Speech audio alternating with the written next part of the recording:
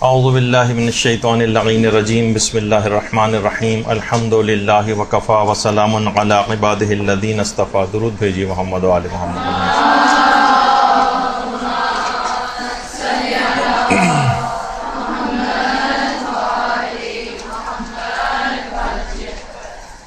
آج 2 یا 3 مسائل ایسے بیان ہوں گے کہ جو کہ بہت زیادہ معاشرے کے اندر سوال و جواب آج کل ان موضوعات پر ہو رہے ہیں. اس میں ایک یہی مسئلہ جو اب سے صرف کچھ دنوں بعد ہی آپ سب لوگ پوچھ رہے ہوتے ہیں کہ آخر جو 22 رجب کو جو کنڈے کیے جاتے ہیں ان کی شرعی حیثیت کیا ہے. بہت زیادہ لوگ آج کل انٹرنیٹ پہ بیٹھنے کی وجہ سے اتنی زیادہ افکار اور دلائل سے ان کا واسطہ پڑ رہا ہے کہ بعض اوقات ان کو سمجھ میں نہیں آتا کہ یہ مختلف قسم کے جو افراد باتیں کر رہے ہیں اس میں صحیح بات کیا ہے. ظاہر ہے کہ مختلف قسم کے جو افراد جو دلائل دیتے ہیں اس میں آپ کو صحیح بات انہی کی ماننا ہے کہ جو کہ ہمارے علماء اور مجتہدین کا جو نظریہ ہے وہ اس سلسلے میں کیا کہتے ہیں. تو دیکھیے سب سے پہلی بات یہ کہ ہر وہ مسئلہ کہ جو کہ قرآن اور حدیث سے ثابت ہو اسے حکم خدا کہا جاتا ہے. فقہ میں عبادات کے مقام پر اس کو قربتاً الی اللہ کہا جاتا ہے. یعنی جو مسئلہ قرآن سے اور صحیح حدیث سے ثابت ہو اسے پھر آپ قربتاً الی اللہ کی نیت سے کرتی ہیں. قربتاً الی اللہ کے معنی اللہ سے قریب ہونا نہیں ہے فقہ میں، بلکہ اس کے معنی ہے حکم خدا کی بجا آوری میں. اچھا، اب حکم خدا آپ کو کہاں سے ملے گا؟ یا تو قرآن سے ملے گا یا صحیح حدیث سے ملے گا. یہ بات سمجھ لیجئے کیونکہ اس سے بہت سارے مسئلے آپ لوگوں کے حل ہو جائیں گے. صرف کنڈو ہوئی کی حد تک بات نہیں ہے، اور بھی بہت سارے مسئلے اس سے حل ہو سکتے ہیں. یا تو قرآن سے ملے گا آپ کو یا آپ کو صحیح حدیث سے ملے گا. اچھا، اب کیسے پتہ چلے گا کہ کون سی حدیث صحیح ہے؟ انٹرنیٹ وغیرہ کے اوپر یا جو لوگ بیٹھتے ہیں تو بعض افراد صرف حدیث پیش کرتے ہیں جس حدیث کے شروع میں فقط امام کا نام لکھا ہوا ہوتا ہے. لوگ سمجھتے ہیں امام کا نام لکھا ہوا ہے بس یہ حدیث صحیح، بس اس کے اوپر عمل کرنا. امام کا نام کسی بھی حدیث کے شروع میں لکھا ہونے سے وہ حدیث صحیح نہیں ہو جاتی. یہ دیکھنا پڑتا ہے کہ واقعاً امام نے یہ بات کہی بھی ہے یا نہیں کہی. راوی کون سا ہے اس کا، کس کتاب کے اندر ہے، اس راوی وہ جو راوی ہے وہ ثقہ راوی ہے بھی یا نہیں، اس کے الفاظ حدیث کیا ہیں، اس سے ٹکرانے والی کوئی اور روایات موجود ہیں یا نہیں ہیں. اس حدیث کا قرآن سے تو کوئی ٹکراؤ نہیں پایا جاتا ہے. علماء نے اس سلسلے میں کیا دلائل جو ہے وہ پیش کیے ہیں، اس حدیث کے الفاظ کا صحیح مفہوم کیا ہے. یہ سب چیزیں کیا کوئی عام آدمی چیک کر سکتا ہے حدیث کی؟ ہرگز نہیں چیک کر سکتا. اور جو یہ چیک کرتا ہے، جو پروسیس اس کی چیکنگ کا کہلاتا ہے، اسے اجتہاد کہا جاتا ہے. یعنی کوئی مجتہد ہی ان احادیث کو سمجھ سکتا ہے کہ ان کا مفہوم کیا ہے، ان کی شرعی حیثیت کیا ہے. اچھا، آج کل ایک بڑا المیہ یہ ہو گیا ہے کہ لوگ دین میں واقعتاً جو پڑھے لکھے ہیں یعنی مجتہد افراد، ان کے اجتہاد کا انکار کر رہے ہیں اور جاہلوں کی تحقیق کے اوپر بھروسہ کرنے لگے. یعنی جو جاہل افراد اجتہاد کر رہے ہیں، بس کوئی بھی حدیث 3 4 5 حدیث کتابوں کے ریفرنس کے ساتھ دے دی، بس اس کو آتھینٹسٹی اس کی سمجھی جاتی، اور علماء اور جو مراجع ہیں ہمارے ان کے اجتہاد کو چھوڑ دیا جاتا ہے. تو بہرحال اب ایک اور مسئلہ جو ہوا جس کی وجہ سے بہت مصلحت شناس جو ہمارے علماء تھے انہوں نے اس بات کو پسند نہیں کیا تھا، خاص طور پر فقہی مسائل کی جو روایات کی حدیثوں کی جو کتابیں ہیں ان کے اردو تراجم کو. کہا کہ بہتر تو یہی تھا کہ ان کے اردو ترجمے نہ کیے جاتے یہاں کے جاہل معاشرے کی وجہ سے، ورنہ تو کتنی بھی زبانوں کے اندر احادیث کے ترجمے ہو جائیں، لیکن جو فقہی مسائل کی کتابیں ہیں ان کی تراجم جو ہیں اردو زبان کے اندر یہاں پر پسندیدہ شمار نہیں کیے گئے، کیونکہ جاہل معاشرہ بغیر کسی تفصیل میں جائے وہ صرف حدیثوں کو لیتا ہے اور بس اس کے اوپر عمل جو ہے وہ شروع کر دیتا ہے، یا یہ اس کو سوچتا ہے کہ یہ بات مجتہد کا فتویٰ اس کے برخلاف بھی اگر نظر آتا ہے. جب یہ بہت سارے سازشی عناصر نے لوگوں کو مجتہدین سے برگشتہ کرنے کے لیے باقاعدہ انٹرنیٹ پہ پوسٹ لگانی شروع کر دیں یہ دیکھیے کہ امام نے مثلاً حرام قرار دیا ہے مور کو اور جو ہے شتر مرغ کو مثلاً، اور آغا سیستانی ہے ان کے نزدیک شتر مرغ اور مور جو ہے وہ بالکل حلال ہے. اس کا مطلب ہے کہ یہ لوگ امام معصوم کے خلاف جو ہے وہ فتاوے دیتے ہیں. اب اس کی اتنی دقیق بحثیں ہیں کہ یہ چیز جانور کیسے حلال کیے جاتے ہیں، کیسے حرام سمجھے جاتے ہیں، کسی ایک حدیث کو دیکھ کر تو فیصلہ نہیں ہوتا ہے. تو یہ مسئلہ اس کے اندر بہت زیادہ شد و مت کے ساتھ آیا کہ مجتہد کی ساری زندگی کی جو زحمتیں ہیں وہ اسی بات پر ہوتی ہیں کہ وہ حدیثوں کی پرکھ رکھتا ہے، کون سی حدیث صحیح ہے، کون سی حدیث غلط ہے، اس کے پیچھے دلائل کیا ہیں، امام کی نے جو حدیث کہی ہے اس کے الفاظ کیا ہیں. لیکن کون ہے ایسا جو ان کے دلائل کو جا کر سنے، نہ پڑھتا ہے نہ اس میں کوئی صلاحیت ہے. مجتہدین اگر دلائل کو نقل بھی کریں تب بھی صلاحیت نہیں کہ آپ ان کی دلیلوں کو سمجھ سکیں. مثلا خود آغا سیستانی سے اس متعلق پوچھا بھی گیا اور کہا کہ مور جب حدیث کے اندر حرام قرار دیا گیا ہے تو پھر آپ نے حلال کس بنا پر کہا؟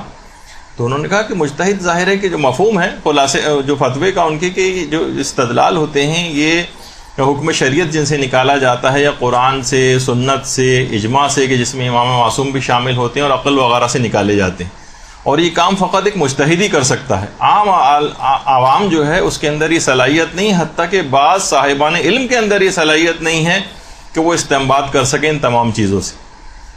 تو بہرحال مجتہد کا کام ہے، عام افراد کے بس کی بات نہیں ہے. لیکن عام طور پر ہم یہ دیکھتے ہیں کہ عام افراد ہی اس کے اندر جو ہے وہ زیادہ کود پڑے ہیں اور ان احادیث کو باقاعدہ مجتہدین کے فتاوے کے خلاف پیش کر کر کے، جبکہ معلوم بھی نہیں ان کو کہ مجتہد درس خارج کے اندر کیسے اپنے دلائل کو ثابت کرتا ہے، ان سے ٹکرانے والی کتنی احادیث وغیرہ کو پیش کرتا ہے. دیکھیے احادیث کے سلسلے میں ہمارے جو لوگ ہیں ان کے تین گروہ ہیں. تین گروہ. ایک تو عام مومنین کا گروہ، عام مومنین. اس میں کچھ تو مومنین سادہ ہیں، بہت سادہ، بس حدیث دیکھی اور اس کو پکڑ لیا، اور کچھ باقاعدہ سازشی عناصر اس کے اندر آ گئے. عام افراد کیا کرتے ہیں کہ ہر حدیث کو پکڑ لیتے ہیں جہاں پہ امام کا نام لکھا بغیر کسی تحقیق کے، مثلا کہہ دیا کہ دیکھیے جب حدیث کے اندر یہ آیا کہ امام نے فرما دیا کہ چھپکلی کو مار کر نہانا واجب ہے، تو اس کا مطلب ہے کہ جب امام نے کہہ دیا تو اب اس میں غسل کرنا چاہیے چھپکلی کو مارنے کے بعد. کتنے ایسے افراد ہیں جو حدیث کی کتاب پڑھی اور اس کے اوپر عمل کرنا شروع کر دیا. ایک تو یہ گروہ ہے کہ اب میں آپ کو وہ بتا رہا ہوں کہ حدیثوں کے سلسلے میں ہوتا کیا ہے. ایک تو عوامی گروہ ہے، دوسرا جو گروہ ہے وہ وہابی فکر کے افراد کا ایک گروہ پیدا ہو گیا. وہ کہتے ہیں کہ جو قرآن اور حدیث میں ہم کو نظر نہ آئے وہ بالکل ایسے ہی ہے جیسے حرام. یہ وہابی فکر کے افراد ہیں. وہ کہتے ہیں کہاں یہ لکھا ہوا ہے، کون سے امام نے یہ کیا ہے، جب نہیں کیا تو اس کا مطلب ہے کہ یہ چیز کرنی جائز نہیں، یہ بدعت ہے. اس طرح سے کر کے یہ دوسری فکر ہے اس کے اندر.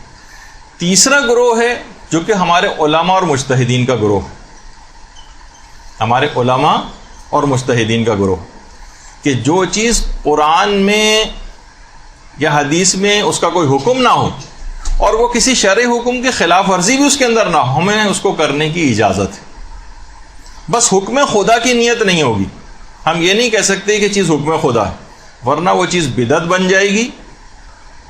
اور اس کو کہا جاتا ہے، ایک چیز ہے بدعت، یعنی جو حکم خدا اور حکم رسول سے ثابت نہ ہو اور ہم اسے حکم خدا اور رسول سمجھ کر عمل کریں، اس کو بدعت کہا جاتا ہے. اور اسی کا ایک دوسرا نام بھی ہے جس کو کہتے ہیں تشریع، یعنی شریعت بنانا.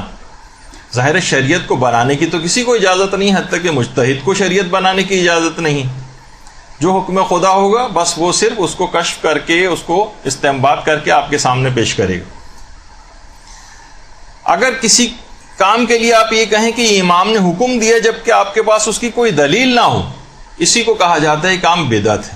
یعنی جو چیز دین سے ثابت نہ ہو اور اسے آپ کہیں کہ یہ حکم خدا یا امام کا حکم ہے، اس وجہ سے ہم کر رہے ہیں، تو یہ بدعت ہو جائے گی.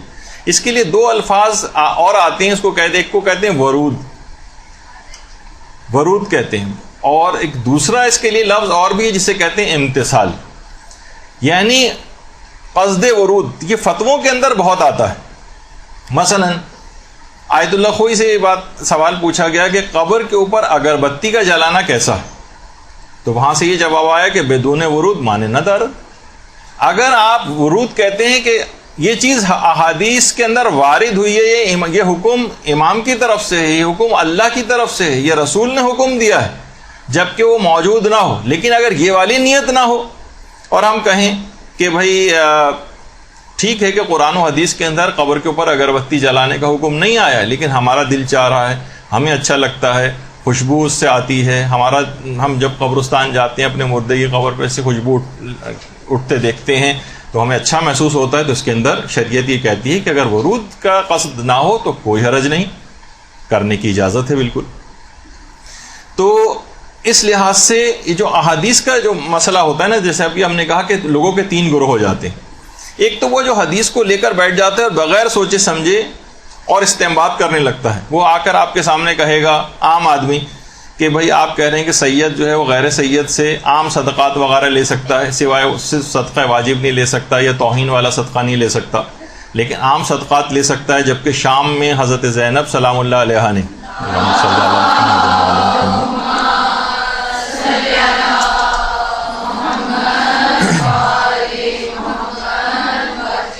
صدقے کے خرمے لینے سے انکار کر دیا تھا، تو وہ آپ کے سامنے یہ واقعات کھول کے پیش کر دے گا۔ ذرا آپ اور سامنے آتے جائیں تاکہ آپ کو اس پہ اسکرین پہ نظر آئے۔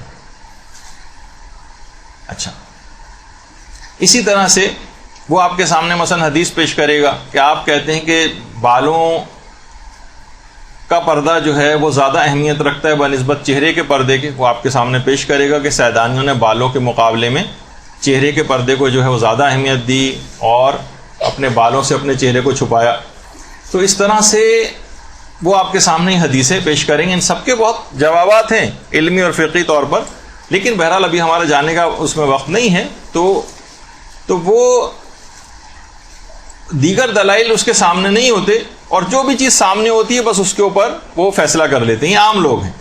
اچھا، دوسرا گروہ جو وہابی فکر افراد کا ہے، ان کے ساتھ کیا ہوتا ہے؟ یہ بہت سارے افراد ایسے ہیں کہ جو ان سے متاثر ہو جاتے ہیں کہ جو چیز بھی قرآن و حدیث میں نہ ملے اس کو حرام سمجھو، یا تاثر ایسا دیتے ہیں کہ جیسے یہ حرام ہے۔ اچھا، یہ گروہ بھی غلطی کے اوپر ہے، لیکن یہ گروہ پہلے گروہ کی زیادتیوں کی وجہ سے بھی پیدا ہوا ہے۔ بعض تو اس کے اندر یقینی طور پر سازش کے تحت داخل ہوئے ہیں، لیکن بعض سودا لو افراد جب وہ یہ دیکھتے ہیں کہ پہلا گروہ جو ہے وہ ہر چیز کو حکم خدا اور رسول و امام سمجھ کر عمل کرتا چلا جا رہا ہے، تو پھر وہ ایک اصول بناتے ہیں کہ جو بھی حکم خدا اور رسول سے ثابت نہ ہو وہ سب چیزیں حرام ہیں۔ یہ دونوں گروہ غلطی کے اوپر ہے۔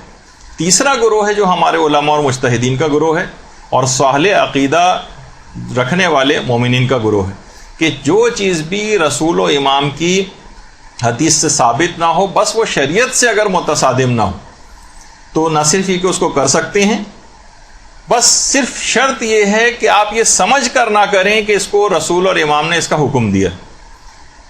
مثلا یہی جس کی تفصیل ابھی آگے چل کر آئے گی، 22 رجب کے کنڈے۔